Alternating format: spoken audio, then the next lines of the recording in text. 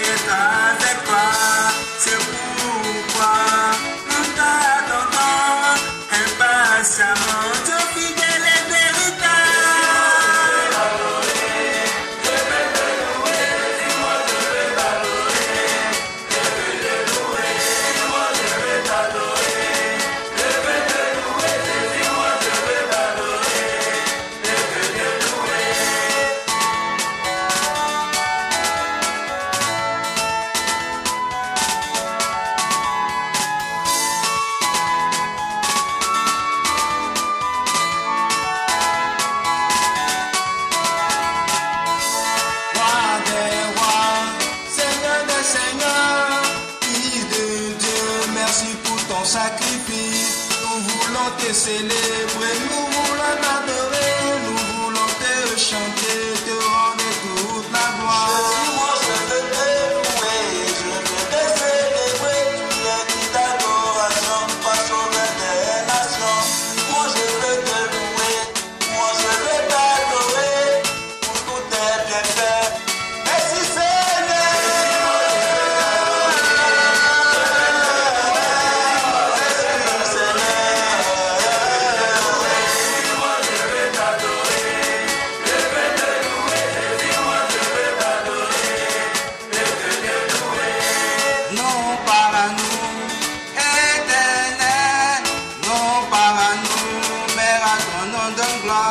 À cause de ton œuvre, de ta fidélité, à cause de ta grâce et de ton amour, tes œuvres sont grandes et admirables. Seigneur Jésus, Dieu tout-puissant, tes voies sont justes et véritables, roi des nations qui ne craignent ton nom.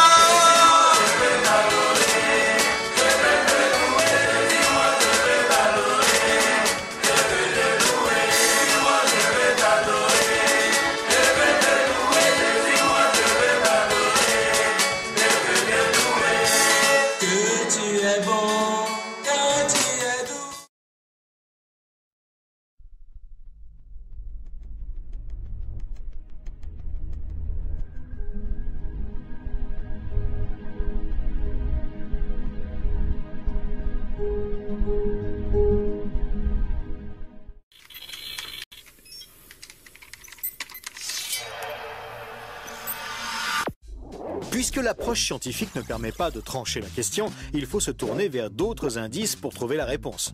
Le premier signe est en rapport avec la Bible.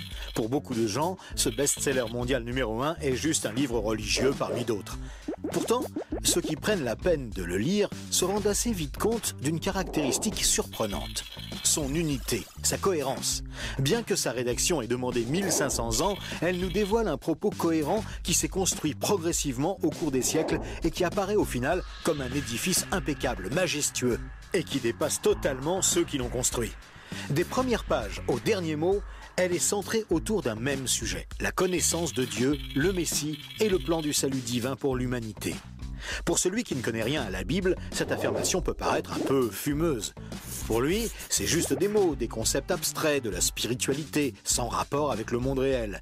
Mais pour celui qui la lit et cherche un peu, l'évidence devient de plus en plus écrasante que quelqu'un, derrière ce livre, au travers de centaines d'épisodes, de miracles, de prophéties et d'événements surnaturels, quelqu'un a construit un message qui nous est adressé. Par exemple, Moïse expose clairement la base de la relation avec Dieu et annonce la venue du Messie. 5 siècles plus tard, David, parmi d'autres, prophétise les détails de la crucifixion tout en engendrant les ancêtres de Jésus. 300 ans plus tard, c'est l'œuvre monumentale d'Ésaïe qui complète de façon saisissante le portrait du Messie, annonce son sacrifice, sa résurrection et la future restauration mondiale. Et c'est comme cela tout au long des 66 livres de la Bible, avec des centaines de détails et révélations surnaturelles. Et cela pose une vraie question. Comment cette quarantaine d'auteurs tellement différents, Moïse, David, Salomon, Ésaïe, Daniel ou Jésus, qui a accompli des dizaines de prophéties par le seul fait d'exister, comment peuvent-ils parler d'une seule voix et aborder chacun une facette du même message ? Sans se connaître, ils se confirment mutuellement et construisent le même tableau, un seul tableau immense et qui les dépasse totalement. C'est complètement incompréhensible et impossible à réaliser. Ils ont été chefs d'État, bergers, prophètes ou apôtres. Ils ne se sont jamais connus, ont vécu à des siècles d'écart et sont pourtant en parfaite unité, centrés exactement autour du même sujet. Impossible, n'est-ce pas ? Et c'est un cas totalement unique. Ni le Coran, qui ne s'appuie que sur un seul homme, sans antécédent, ni aucune confirmation postérieure, ni les écrits hindous, truffés de récits légendaires, ni aucun texte religieux de l'Antiquité n'a ce caractère unique. La Bible seule comporte cette sorte de filigrane attestant de sa véritable origine.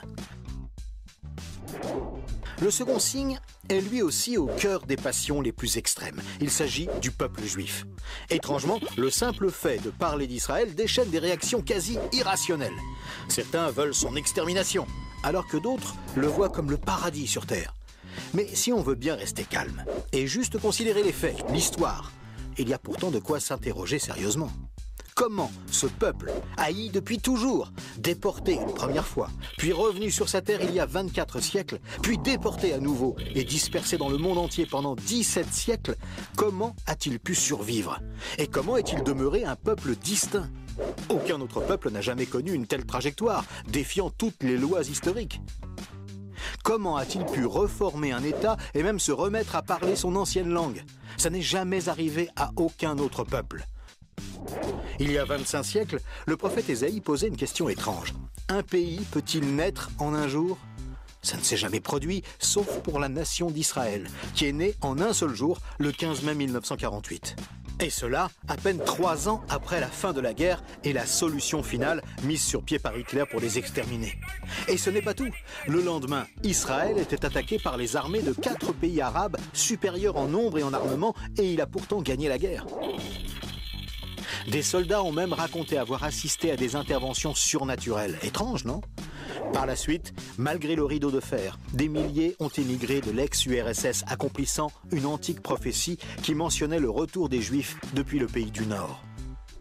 Si on considère sa contribution à la science, les Juifs ont remporté 20% des prix Nobel, alors qu'ils ne sont que 0,2% de la population mondiale. Comment est-ce possible ? 150 ans avant, ce n'était qu'un pays désolé, entièrement livré à la mauvaise herbe. Et aujourd'hui, on en parle comme d'un miracle d'agriculture. Ésaïe avait prédit que même le désert refleurirait. Et on trouve aujourd'hui des cultures jusque dans le Negev. Interrogé par le roi de Prusse, Frédéric II, qui lui demandait une preuve de l'existence de Dieu, son chapelain lui avait répondu « Les Juifs, sire, les Juifs ». Et d'où vient la première religion mondiale ? De Jésus, un juif, dont l'enseignement, la mort et la résurrection continuent à impacter en profondeur la société humaine. Évidemment, ce peuple est loin d'être un modèle, et il a souvent sombré dans la corruption. Mais la Bible déclare que Dieu en a fait un signe parmi les nations. Qui pourrait dire le contraire ? Pour terminer ce bref survol, une considération d'ordre moral. Encore un sujet tabou et pourtant... La Bible présente le bien et le mal comme des valeurs absolues, des valeurs extérieures à l'homme, qui les perçoit cependant par le moyen de sa conscience. Au contraire, la vision matérialiste de l'homme affirme que le bien et le mal sont des notions culturelles, relatives, résultant d'un long processus évolutif de l'être humain. Pourtant, tout le monde considère certaines valeurs morales comme supérieures à tout le reste. Par exemple, violer une petite fille, massacrer des bébés, commettre un génocide ou laisser quelqu'un mourir de faim sont considérés comme cruels et inacceptables. Même si certains tortionnaires ont affirmé qu'ils n'y voyaient rien d'immoral, nous pensons qu'ils n'avaient pas le droit de faire ça. Mais pourquoi le pensons-nous?